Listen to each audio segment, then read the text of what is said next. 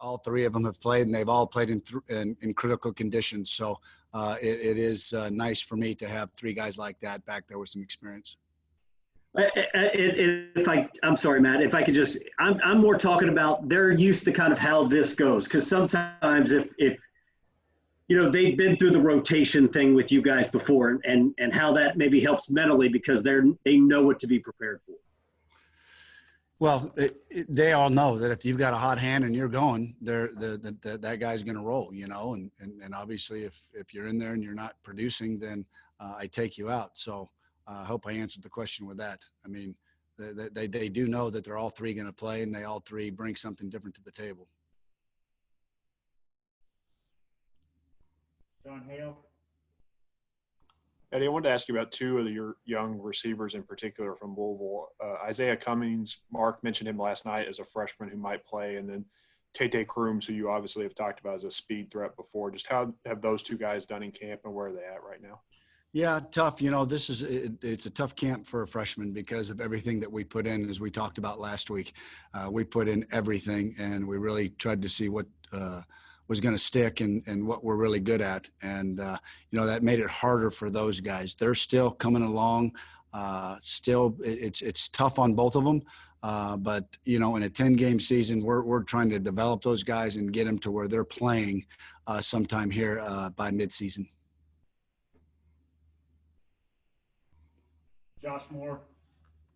Hey, Eddie, I know that Terry's kind of back to, what you want him to be health-wise, but what do you want to see from him on Saturday? Are you looking for anything in particular, or is it just, you want to just see him get out there and you kind of figure that out as you go? Yeah, it's going to be interesting for Terry, and, he's going to be nervous, and it's my job to keep, to make sure that he feels comfortable in everything that we're calling and what we're doing. I'll get a feel for him as we're going, just like I did 2 years ago with him. And, I think that it's just going to be important for him to get back into a stadium and get that feeling and the heart racing. And I think the guys around him will really help him. And I want to see him manage the game. I want to put us in a position to win this football game. Josh, did you have a follow-up? I saw you put your hand up again. Yeah, just another thing on Terry real quick, Eddie, with, it looked like early on last year he was doing a good job of taking care of the ball. I know that was a problem for him a little bit his first year. Is that something you see that he's still kind of continued, doing through camp, or do you feel like that's going to maybe be an issue? No, he really has done a good job taking care of the ball. I've been really excited about that part. Now it's going to be when everything's going in a game-like situations, pulling the trigger, finding the open guy and then creating, he'll create with his legs. So I'm excited to see what he's ready to do. JD. Hey, Eddie, I was kind of curious. Typically, you'd be practicing with the noise and the music and stuff pumped in. Do you guys still do that under these circumstances? And kind of what do you expect? Gus Malzahn mentioned earlier today that there could be some noise piped in to go along with the few fans they have. How will that whole situation play out? Well, because we haven't been a part of it yet, I don't know. We did have noise today, actually. So we'll have noise today and tomorrow. Anytime we travel, we go on the road. That's our routine. And so it gets guys locked in. You got to focus. And so we're going to be prepared. John Clay. Eddie, you spent quite a bit of time at Auburn. Just your feelings about going back there, and what are your memories of your time at Auburn? Well, I spent 10 years there, and they were 10 of the as good a years as that you can have being in the SEC, and raised my family there. And probably that's the biggest thing. I get to go see my daughter, Lucy. She's 15. She's 13, gosh almighty. She's 15 now, be driving here in a month. So I'm excited at that. Friends will be there. I won't be able to see them, but, some guys are still on parts of the administration and staff there that I'll get to see. And it was a good it was a great 10 years. You know, you stay somewhere 10 years, and that's an absolute blessing in this league. So, but I'm Big Blue Nation now all the way. So this is the best place. Larry?